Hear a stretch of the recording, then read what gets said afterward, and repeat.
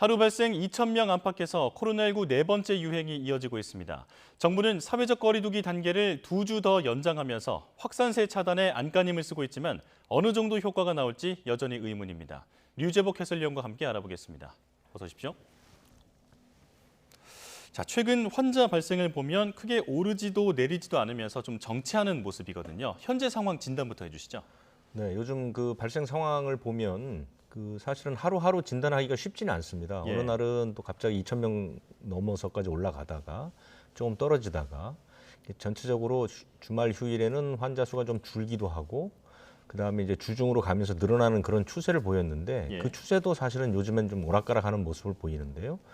전체적으로 지금은 그 환자가 늘어나는 요인이라는 게 뭐 델타 변이 바이러스라든가 국민들의 방역 피로감이라든가 이동량 증가라든가 이런 요인들, 그다음에 이제 고강도 거리두기 대책이 지금 시행되고 있기 때문에 예. 환자의 감소 요인이 아마 이렇게 맞붙어 있는 그런 상황이 아닌가. 그래서 서로 이렇게 부딪혀 있는 상황에서 매일매일 이 환자의 수가 조금씩 이렇게 변동이 되는 그런 양상인데 전체적으로 보면 일단 이동량이 그렇게 줄지를 않고 있습니다. 예. 지금 그 수도권은 사실 지금 그 거리두기 4단계가 7주 차에 들어가는데도 불구하고 이동량이 크게 줄지 않는다는 것. 심지어 지난주에는 광복절 연휴가 있어서 수도권 이동량이 4% 정도가 늘었습니다. 네. 그렇기 때문에 사실은 이제 그 선행지수로서 이동량의 증가를 이제 본다고 하면 환자 수는 줄 것 같지는 않고요. 또 여러 요인이 증가할 수 있는 요인들이 있기 때문에 예.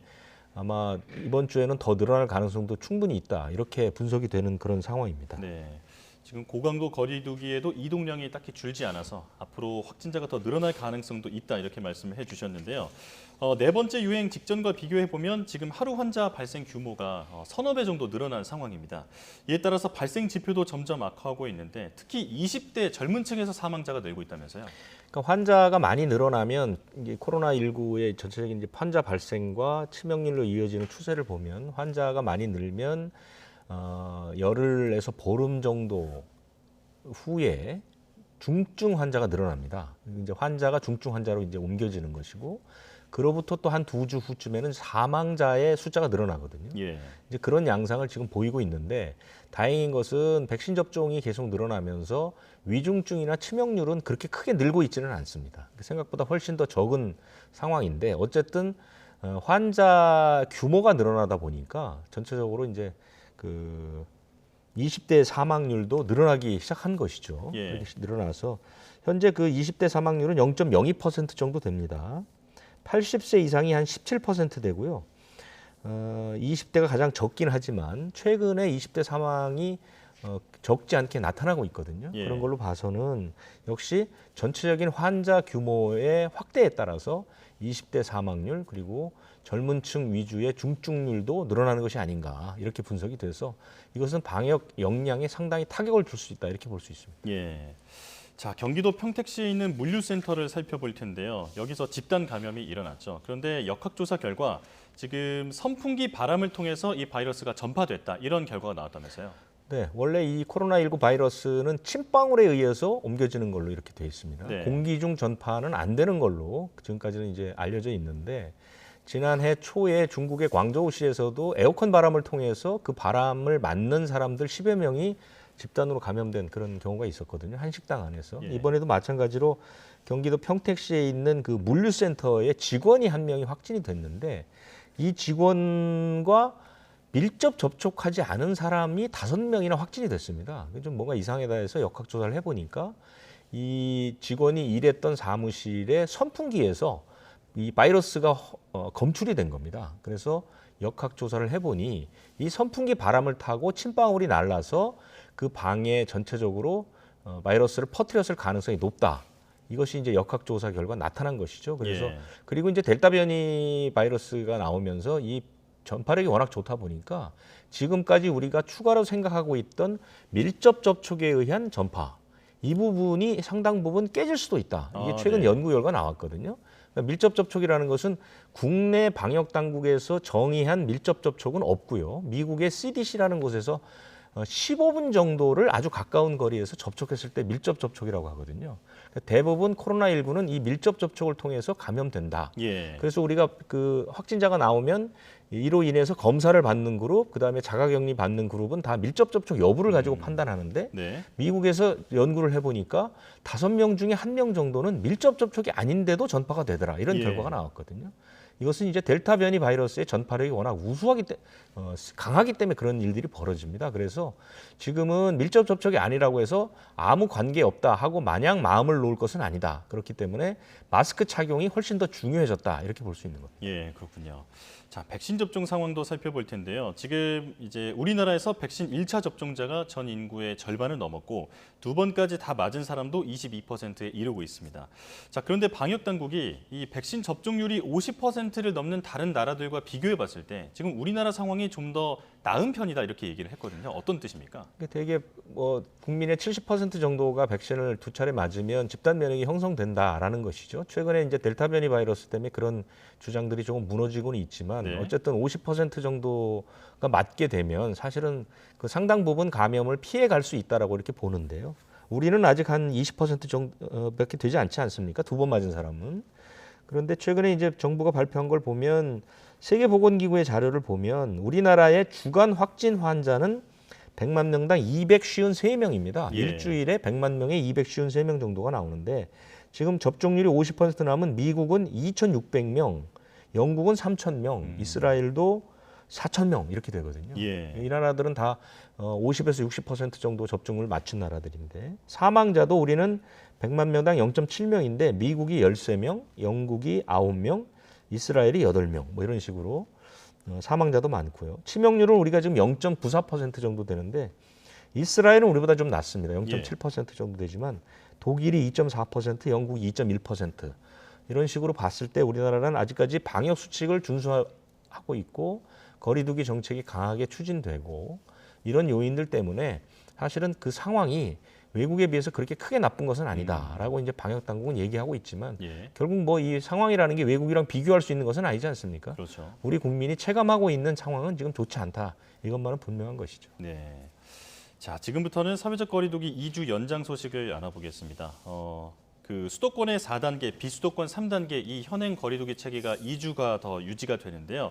일부 방역 수칙 내용이 조금 조정된 게 있습니다. 바뀐 내용 소개해 주시죠.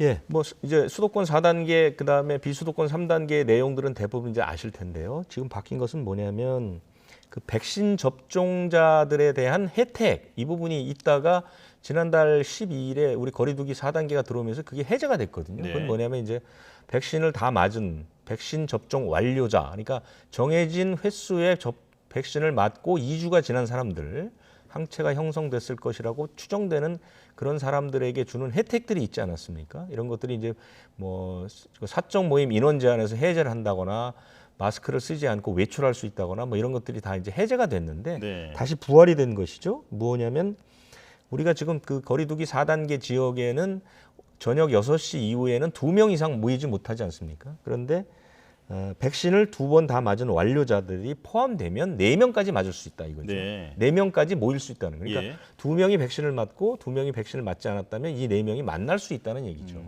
이런 식으로 해서 백신을 맞은 사람들에게는 이제 혜택을 좀 주는 측면이 하나 바뀌었는데 이것은 해외에서 맞고 들어온 사람들은 제외가 됩니다. 네. 알고 계셔야 될 것 같고요. 그다음에 또 하나는 이제 좀 강화된 부분인데 식당과 카페는 영업 시간을 밤 9시까지. 위원님 지금 잠시만요. 지금 정부 브리핑이 들어와서요. 이 소식부터 전하고 들어가겠습니다. 자, 지금 정부 서울청사에서는 김부겸 국무총리 주재로 코로나19 중앙재난안전대책본부 회의가 열리고 있습니다. 조금 전에 있었던 지금 브리핑 소식이 아직 들어오지 않았군요. 네, 이 부분은 조금 뒤에 들어오는 대로 다시 한번 정리해서 말씀드리겠습니다. 자, 위원님 말씀 이어가 주시죠. 네네. 제가 그 백신 접종 혜택까지 말씀을 드렸고요. 그 다음에 이제 식당, 카페 영업 시간이 밤 9시까지 1시간 당겨졌습니다. 위원님 죄송합니다. 지금 이제 다시 들어왔다고 네. 해서요. 네, 브리핑 내용 지금 바로 소개해드리겠습니다. 지금 정부 서울청사에서 김부겸 국무총리 주재로 코로나19 중앙재난안전대책본부 회의가 열리고 있습니다. 조금 전에 있었던 김 총리의 회의 모두 발언 직접 들어보고 오겠습니다. 예, 공급 차질이 발생했던 모더나 백신과 관련해서 모더나사가 향후 2주간 총 700만 회분의 백신을 한국에 공급하겠다고 정부에 알려왔습니다. 국민 여러분께서 걱정을 많이 하셨을 텐데 다소나마 걱정을 들어드리게 되어서 저희들로서는 좀 송구스럽습니다. 상세 내용은 중대본 이후에 복지부에서 별도로 보고를 드리도록 하겠습니다. 앞으로도 정부는 더 많은 백신이 조금이라도 빨리 도입되어 전 국민 접종에 차질이 없도록 최선을 다하겠습니다. 어제 1차 예방 접종률이 50%를 돌파했습니다. 접종을 완전히 마치신 분들, 1차 접종까지 완료하신 분들이 1,100만 명을 훌쩍 넘었습니다. 정부를 믿고 접종에 동참해 주신 국민 여러분들께 진심으로 감사드립니다. 전국의 접종센터와 위탁의료기관에서 헌신해 주고 계시는 의료진은 물론 지방자치단체, 군, 경, 소방 등 모든 관계자들의 노고에 깊은 감사와 또 격려의 말씀을 그런 뜻을 전해 드립니다. 국민 한 분이라도 더 많이 접종을 하셔야만 코로나로부터 자유로워지는 날이 앞당겨질 수 있을 것입니다. 이번 목요일부터는 40대 이하 연령층에 대한 백신 접종이 본격화됩니다. 미처 예약을 하시지 못한 분들께도 접종의 기회는 열려 있습니다. 국민 여러분의 변함없는 동참을 간곡히 요청드립니다. 한편 보건의료산업노조는 9월 2일 총파업을 예고하고 조합원들의 찬반 투표를 진행하고 있습니다. 그간 코로나19와의 전쟁 최일선에서 묵묵히 소임을 다해오면서도 현장에서 느꼈을 고통과 피로감, 불합리한 처우 등 파업을 고민하는 의료인의 심정을 이해합니다. 국민들의 감사와 응원만으로 버티기에는 한계가 있다는 점도 잘 알고 있습니다. 이에 정부도 공공의료 확충과 처우 개선이 필요하다는 점에는 충분히 공감하고 있습니다. 하지만 바이러스의 위협에 직면해 있는 지금, 국민들의 우려가 가시지 않고 있는 지금 투쟁과 대립보다는 대화를 통해서 지혜를 모으는 것이 필요하다고 생각합니다. 우리 공동체를 위한 의료인들의 현명한 결정을 간곡히 부탁드립니다. 좀 더 강화된 방역 조치가 내일부터 시행됩니다. 앞으로 2주간 방역의 대응이 이 4차 유행 극복의 분수령이 될 것이라 많은 전문가들은 이야기하고 있습니다. 각 부처와 지자체는 이번 주만큼은 매일 한 번 더 현장을 찾는다는 그런 각오로 취약업종과 시설에 대해서 철저히 점검해 주시고 방역 조치들이 빈틈없이 이행되도록 최선을 다해 주실 것을 요청드립니다. 제12호 태풍 오마이스가 내일 밤 전남 남해안에 상륙할 것으로 예상되는 가운데 전국적으로 많은 비가 내릴 전망입니다. 행정안전부와 해당 지방자치단체는 비상 대비 태세를 철저히 유지하면서 강풍과 침수 피해가 없도록 예방과 대응에 만전을 기해 줄 것을 당부드립니다. 감사합니다. 네, 지금 김부겸 총리의 브리핑을 내용을 듣고 왔는데 모더나사가 앞으로 2주간 우리나라에 700만 회분의 그 백신을 공급하겠다 이런 소식을 전해 왔습니다. 자, 이 부분은 어떻게 보십니까? 모더나는 지난달 3주 차에 보내기로 했던 물량을 보내지 않았습니다. 예. 그때 한 200만 회분 조금 모자란 부분이고, 그다음에 이제 이번 달에 들어오기로 한 모더나 물량은 850만 회분 정도였거든요. 그러니까 합쳐서 1000만 회분 정도가 들어와야 되는데 지금 그게 차질을 빚고 있었던 것이고요. 예. 그래서 우리가 이제 대표단까지 보내서 협의를 했는데, 모더나는 그 당시에 그 우리 대표단에게 약속했던 것은 약속했던 이달 물량을 다 보내고 추가로 네. 더 보내겠다, 이렇게 예. 이제 약속을 했다고 우리 정부가 발표를 했습니다. 그런데 오늘 발표한 것만 봐서는 700만 회분을 향후 2주간에 보낸다는 것은 이달 안에 700만 회분을 보낸다는 것이거든요. 그럼 기존에 왔던 거하고 합치면 그냥 당초에 약속했던 물량 정도가 들어오는 거로 봐야 됩니다. 예. 그러니까 추가 물량이 언제 어떤 방식으로 들어올 것인지, 아니면 추가 물량이 과연 들어올 것인지에 대한 내용은 지금 빠져 있거든요. 네. 요거는 이제 좀 이따가 4시 40분에 그 중대본에서 발표를 할 때 포함되어 있는지를 좀 봐야 될 것 같고요. 어쨌든 모더나에 700만 회분이 들어오게 되면 2주에 걸쳐서 들어오게 되면 지금 그 17살에서 49살 그분들에 대한 지금 접종이 곧 시작이 되는데요. 그분들도 지금까지는 이제 화이자로 배정을 받는데 예. 9월 접종하시는 분부터는 아마 모더나 물량을 좀 받아서 접종에 활용할 수 있을 것으로, 그래서 백신 공급에는 약간의 숨통이 트였다 이렇게 볼 수 있습니다. 예. 자, 브리핑 내용 잠깐 정리를 해봤고요. 이어서 다시 사회적 거리두기 2주 연장 소식에 대해서 얘기 나눠보겠습니다. 지금 그 바뀐 내용 가운데 가장 주목을 받고 있는 부분이 그 영업 시간을 1시간 줄인 거거든요. 정부가 그동안 소상공인과 자영업자 피해를 줄여야 한다고 얘기를 해왔는데 이렇게 영업 시간을 1시간 줄인 것에 대해서는 그 배경은 어떻게 보고 계십니까? 사실 식당, 카페나 이런 소규모 자영업 하시는 분들이 사실 피해가 제일 크거든요. 예. 그분들이 그나마 10시까지 하던 영업을 9시까지로 당겨버렸고, 그 후로 물론 이제 포장이나 배달이 된다고는 하지만 어쨌든 또 한 번 타격을 입게 그렇게 됐는데요. 예. 방역 당국의 설명은 이렇습니다. 전체 집단 감염의 30% 정도가 식당, 카페에서 일어나고 있다. 그런데 이 식당, 카페는 그러니까 집단 감염이 많이 일어나는 곳이 뭐 노래 연습장, 뭐 실내 체육 시설, 학원, 식당, 카페 이렇게 포함되어 있는데 그 중에도 식당, 카페의 비중이 높고, 더구나 식당이나 카페는 음식을 먹거나 음료수를 마셔야 되기 때문에 예. 마스크를 계속해서 쓰고 있을 수 없는 상황이죠. 그러니까 방역이 철저하게 이루어지기가 구조적으로 어려운 그 업종의 특성이 그렇습니다. 그렇기 예. 때문에 부득불 1시간을 당기게 됐다 이렇게 얘기를 했는데요.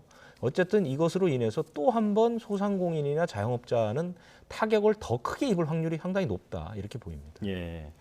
자, 정부의 설명에도 이번에 그 2주 연장 소식 그리고 조금 바뀐 내용에 대해서 전문가들의 평가는 호의적이지 않은 것 같은데요. 전문가들은 어떤 의견을 내놓고 있습니까? 전체적으로 효과 측면이 가장 이제 중요한 평가의 대상인데요. 효과를 크게 보고 있지 않습니다. 왜냐하면 지금 그 백신 인센티브라고 해서 백신 네. 접종하는 분들에게 혜택을 주는 부분이 이제 사적 모임, 저녁 사적 모임 인원 제한을 해제해 주는 건데요. 지금 우리나라에서 백신을 많이 맞는 분들은 다 고위험 시설들 아니면 이제 연세가 많은 분들이거든요. 예. 이분들은 사실 저녁 모임 크게 가시는 분들이 많지 않습니다. 그렇기 때문에 그 인원 제한을 풀어주는 게 큰 효과를 볼 것 같지는 않고요. 오히려 식당, 카페의 영업시간을 1시간 줄인 것은 타격이 될 수 있고, 어쨌든 거리 두기를 유지하는 것이 고육지책이긴 하지만 지금 너무나도 방역 피로감이 큽니다. 이 거리 두기 단계의 최고 단계를 수도권에서 벌써 2달 가까이 적용을 하고 있다는 것은 많은 분들에게 고통을 주고 있기 때문에 전문가들이 제안하는 것은 이제는 어떤 방식으로 이 사태를 풀 것이냐, 네. 출구 전략을 어떤 방식으로 마련할 것이고 그거에 대한 정부의 큰 그림이 무엇이냐, 이런 것들을 이제 국민들에게 알릴 때가 됐다. 더 이상 국민들이 매 2주 단위로 연장되는 것을 그냥 하염없이 기다리고 고통을 받기는 너무나 힘든 상황이기 때문에 방역 당국에서 좀 더 큰 그림, 연말까지는 과연 어떤 방식으로 해서 이 위기를 탈출할 것이냐. 또 하나 이제 위드 코로나라고 해서 코로나하고 공존하는 방안도 지금 계속 얘기가 나오고 있기 때문에 네. 이런 부분에 대한 종합적인 계획서, 대강의 계획서를 정부가 이제 마련해서 국민에게 좀 발표할 때가 되지 않았느냐, 이런 조언들을 많이 하고 있습니다. 네. 단기 처방이 아니라 장기 계획, 큰 그림을 제시할 때가 됐다. 이렇게 정리할 수 있겠습니다. 해외에서 백신을 맞은 사람들을 그 국내로 입국할 때 격리를 면제해주는 제도가 있는데요. 물론 변이 바이러스가 유행하고 있는 나라는 그 면제 대상에서 제외가 되고 있습니다. 자, 그런데 다음 달부터는 지금 람다 변이가 그 유행하고 있는 나라들도 이 면제 대상에서 제외가 된다면서요? 네, 그 람다 변이는 아직 우리나라에서는 발견이 안 되고 있으니까 잘 모르는 상황인데요.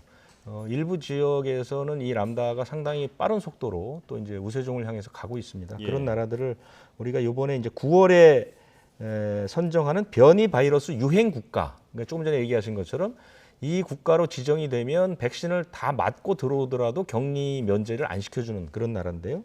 36개 나라입니다. 예. 3개 나라가 빠졌고 13개 나라가 추가됐는데 특이한 것은 가나, 일본, 페루 이런처럼 람다 변이가 유행하는 나라가 포함이 됐다는 것이죠.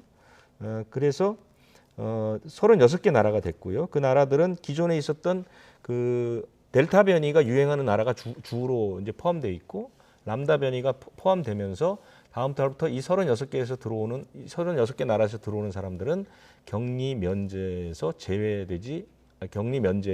제외된다는 그것이 9월부터 적용이 됩니다. 예. 자, 그런데 지금 세계적으로 가장 걱정되는 바이러스가 아무래도 바로 델타 변이 바이러스인데요. 걱정되는 연구 결과가 속속 발표되고 있습니다. 이 부분도 소개해 주시죠. 걱정되는 연구 결과는 델타 변이가 이제 예방 효과를 무력화시킨다는 것들 예. 그런 것들이죠. 그런데 몇 가지를 좀 소개시켜 드렸으면 좋겠는데요. 결론적으로 말씀드리면 백신 접종이 여전히 유효하다는 쪽에서 아직까지는 연구 결과들이 나옵니다. 네. 델타 변이가 확산되기 전과 후를 나눠서 미국에서 조사를 해봤더니요. 그러니까 장기 요양시설 거주자 이런 분들 대상으로 조사를 했더니 모더나하고 화이자의 2차 접종 후 감염 예방 효과가 델타 변이 확산 전에는 75%에서 확산된 후에는 53%까지 떨어졌다는 네. 굉장히 많이 떨어졌죠. 53%까지. 다른 곳도 마찬가지였는데요. 다른 곳에서는 또 하나는 백신 뉴욕주에서 한 거 보면 백신 예방 효과가 92%에서 80%로 떨어졌는데 다행인 것은 중증으로 가는 비율은 여전히 낮더라 이런 것이죠. 경증 환자가 95%까지 올랐기 때문에 여전히 델타 변이에도 불구하고 백신의 중증 예방 효과는 아직까지는 유효한 것으로 나오고 이스라엘이 최근에 이제 국민들 상대로 3차 접종하지 않습니까? 네. 3차 접종 한 15만 명 정도 조사를 했는데 예방 효과가 86%까지 나와서 예. 부스터 샷도 앞으로는 상당히 유효한 수단이 될 수 있다. 이런 결과가 나왔습니다. 예. 이 바이러스가 백신의 예방 능력을 회피하는 능력이 생긴 것은 확실하지만 그래도 백신 접종이 여전히 유효하다는 것은 이제 상식이다 이렇게 볼 수 있겠는데요. 자, 그렇다면 현재 가장 많은 나라에서 승인을 받은 백신은 무엇인지 그리고 또 최근에 인도에서 개발한 그 새로운 백신이 주목을 받고 있는데 이게 주사바늘 없는 백신이라고 알려졌거든요. 네. 이 부분도 좀 소개해 주시죠. 아스트라제네카 백신이 우리나라에서는 이제 별로 인기가 없는 것으로 그 근거 없는 이상한 소문들이 돌면서 그런 게 있는데 전 세계에 121개 나라가 아스트라제네카의 백신을 승인했습니다. 아, 가장 많은 건가요? 121개 가장 많죠. 예. 그렇고 두 번째가 이제 파이자고 97개. 그다음에 스푸트니크 러시아에서 네. 나온 그것도 70개 나라가 되고요. 모더나, 얀센 뭐 이런 순서가 됩니다. 그러니까 아스트라제네카 백신이 사용을 허가한 나라도 가장 많고 임상 시험도 19개 나라에서 하고 있거든요. 그렇기 때문에 아스트라제네카에 대한 그 근거 없는 불신 이것은 예. 불식시킬 필요가 있다 이런 것들이고요. 조금 전에 얘기하신 것처럼 이제 그 인도에서 새로 나온 백신은 주사 바늘이 없습니다. 네. 그러니까 그거를 그 트로피스라는 시스템을 이용하는 건데요. 그 보시면 바늘이 없고요. 네. 그 앞부분이 뭉툭한데 그 부분을 갖다 대게 되면은 그 고속 분사 방식으로 이제 주사를 놓기 때문에 바늘이 없이요. 바늘이 없이. 예. 그러니까 이제 어린 아이들이 아프지 않죠. 네. 어린 아이들이 사실은 이제 주사 바늘이 무서워서 회피하는 그런 경향들이 있는데 그런 것들을 해결할 수 있습니다. 그래서 이 인도에서는 지금 임상 실험을 할 때 12살에서 18살의 그 어린 청소년들 1000명을 포함시켜서 네. 임상을 했거든요. 그런데 예방 효과가 한 67% 정도 나왔으니까 그리 나쁜 것은 아니고 예. 이 백신 주사가 여러 가지가 있는데요. 이런 주사바늘 없는 주사기가 이 인도의 백신 말고 니들 패치라고 해서 붙이는 그 주사도 있습니다. 예. 붙이는 주사가 있고요. 그다음에 이제 점안형 백신이라고 해서 그 눈물처럼 넣는 백신도 있어요. 눈에다 넣는 건가요? 그렇습니다. 예. 눈에서 이게 넣게 되니까 훨씬 접종이 쉽죠.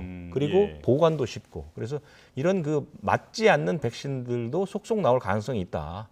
이건 정보 차원에서 말씀드린 겁니다. 예. 자, 네, 여기까지 말씀 듣겠습니다. 지금까지 유재복 해설위원과 함께 코로나19 상황, 국내외 상황 살펴봤습니다. 고맙습니다.